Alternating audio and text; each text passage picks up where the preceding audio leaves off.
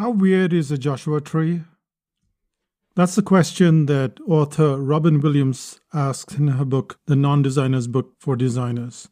She talks about getting gifts for Christmas and that when she opened her gift, there was a tree identification book. So she decided to go out and identify all the trees in her neighborhood.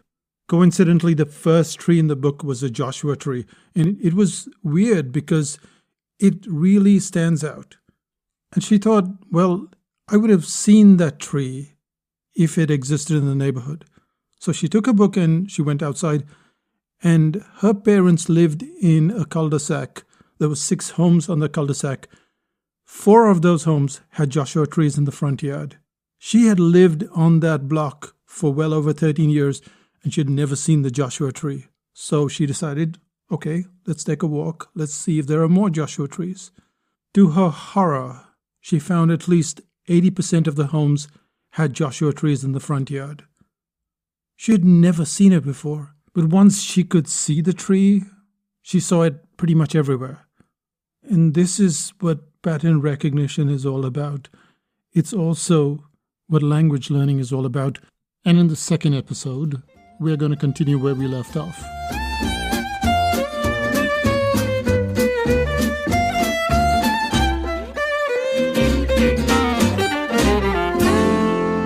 In the first episode on language learning, we realized to some extent that reading instead of hearing or listening, that was a mistake. That's what slowed us down.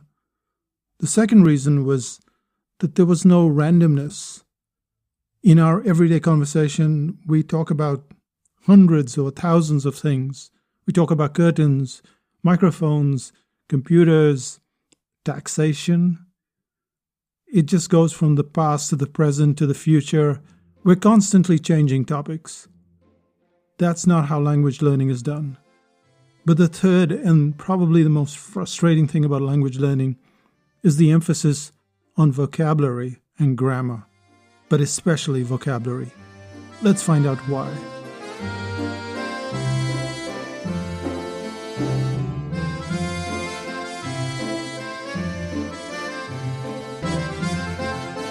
In 2013, a cognitive scientist analyzed the vocabulary used in the New York Times. The key finding was that the newspaper used around 3,000 unique words in their articles over time. Yet a question does arise at this juncture. The question is, if you were familiar with most or all of these words, could you easily read and understand every article? I'm guessing, but I'd have to say no. Why? Because while vocabulary is terrific, it's like individual pieces of a much larger puzzle. You and I can learn thousands of words and be understood or even understand, yet it's not the way that a child is exposed to language until much later in life. When a child is learning to read, she is introduced to individual letters and words. However, before the age of 4 to 6, all of their vocabulary is handed down in a flurry of sentences, not words. Let's hear some of the sentences. Where is Papa now? The Olympics just ended. We need to open the curtains. Let's go to Grandma's house. Ooh, that poo is smelly.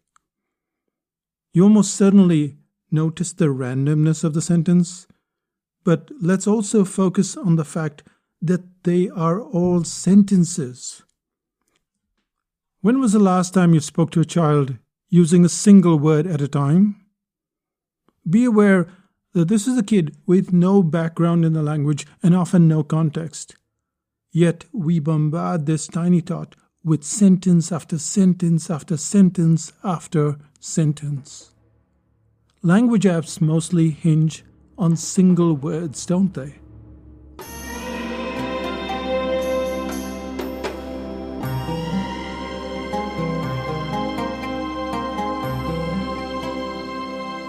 Now, it's possible that your language app or your class requires you to listen in full sentences, but mine certainly didn't.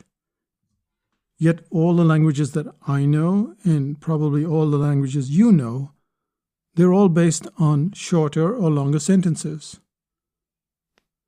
In about 60 hours of learning, you can be exposed to roughly 900 to 1,000 complete sentences. The exposure won't mean that you will remember them all. In reality, you are likely to remember just a tiny fraction, maybe 100 out of 1,000. Nonetheless, you'll have at least some control over the rest of the 900 sentences that you can't really formulate, that you can't remember. You will start to understand most of them, blundering your way through the rest. Sentences are different from words. When you learn single word vocabulary, it is almost certain to let you down. Complete sentences, on the other hand, will start the process of language construction in the way that you learned language as a child.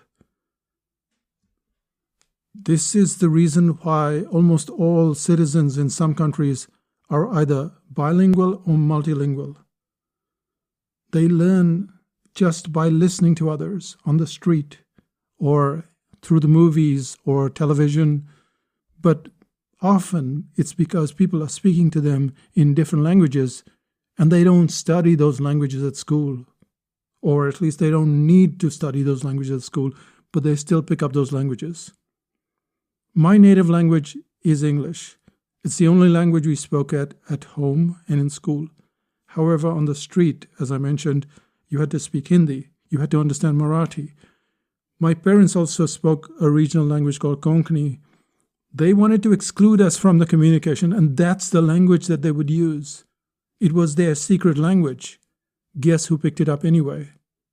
And we did so without being able to read a word of that language. Language learning isn't what you'd call a stroll in the park.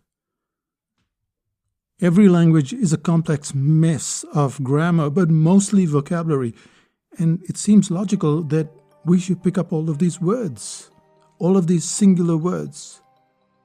And yet we endure years of learning, but when it comes to constructing a sentence, let alone a paragraph, we're struggling.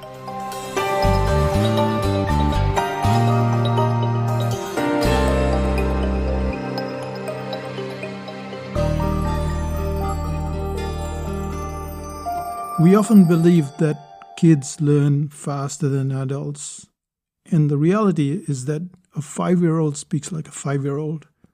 They don't have much of a vocabulary. And you'd be very embarrassed if in your native tongue you had the vocabulary of a 10 or 12-year-old. So these guys are just getting by. These kids are just getting by. We're impressed because we don't speak the language, but after years of learning, they're just getting by. An adult can do so much better. The problem is the way that adults are taught languages. I'm guessing you've tried the adult method. I'm guessing that it hasn't brought you the results that you've hoped for, despite never breaking your streak, despite sticking to the daily habit. So maybe it's time to look at how you learned your first language. And yes, there is an app for it. When starting my language journey in French, I wanted to avoid the mistakes of the past. Despite being extremely diligent with Spanish for years, I'm still just okay. To improve my chances, I bought not one, but 3 separate French courses. One of them was priced as high as $1,200 a year. The others were modest in comparison. One of the ones that didn't cost so much was an app called Glossika. That's Glossika. And what this app does is it uses AI to figure out what you're learning and what you're not learning. But more importantly, it gets you through multiple levels, which is beginner level, then intermediate. And all of this takes a lot of time. But you're learning in sentences. It's got the usual blah blah on the pages like any language website. However, it uses all of the above logic. To learn the language, any language, you're going to need at least an hour a day. Not altogether, but cumulatively. When you're driving, you can learn it because, remember, you're not trying to read anything, you're just listening. You can do it while washing dishes. You can do it in whatever sort of free time that anybody seems to have. But what I tend to do is I play it all the time. I treat it like immersion. People talk about immersion, but if you have sentences flying at you the whole day or pretty much all day long as you're going around doing stuff and you're not trying to learn anything, it's just like the child. There's information just coming at you, language just coming at you, and you pick up some of it and you forget most of it, but you don't care. It's like a song playing in the background. You don't care. That's what immersion is all about. You're sitting at a cafe, 15 people are talking. You're not paying attention to all the conversations, but you're picking up stuff as you go along.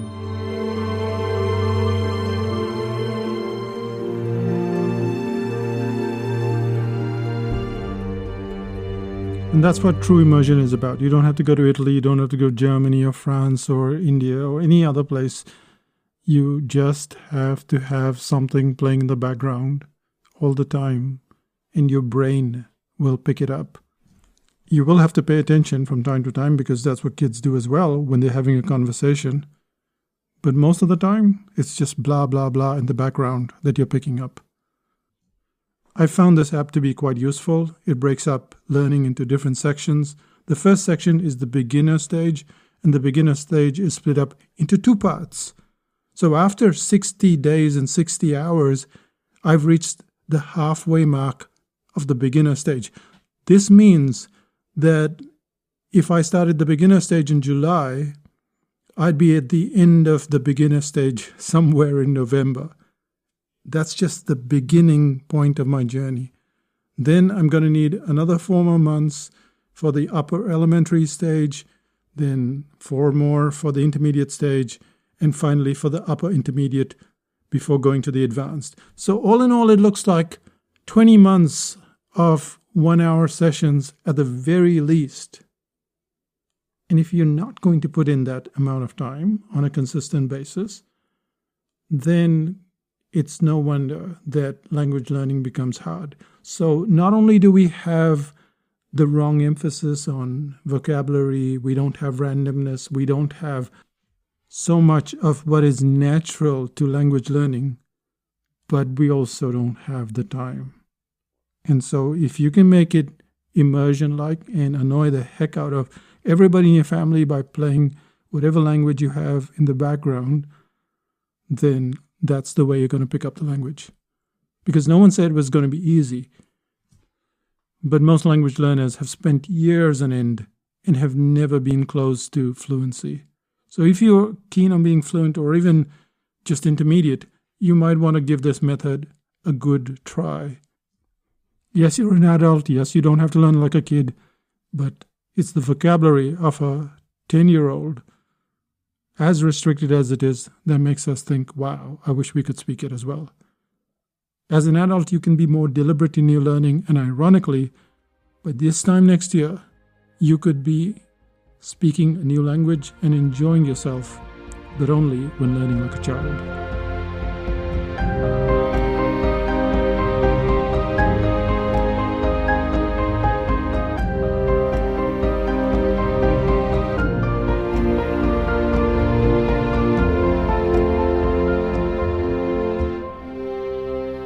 Let's do a quick summary. 3 reasons why adults struggle more. The first reason is because they're reading instead of listening, and that's not how most languages learned.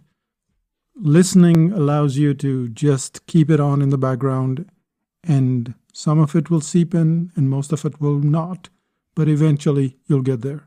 The second reason is that there is an absence of randomness. Most conversation jumps from tenses, subject matter, it just jumps all the time. It doesn't take you to a neat little cafe and make you order in sequence.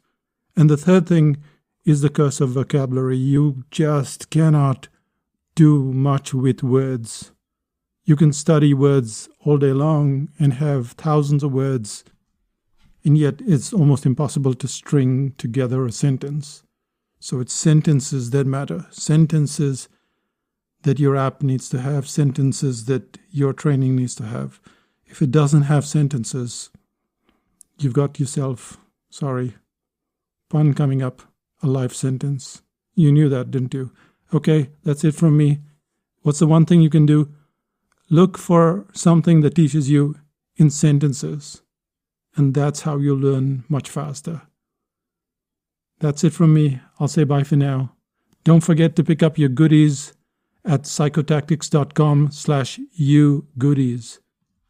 And I'll see you in 5000 BC. Bye-bye.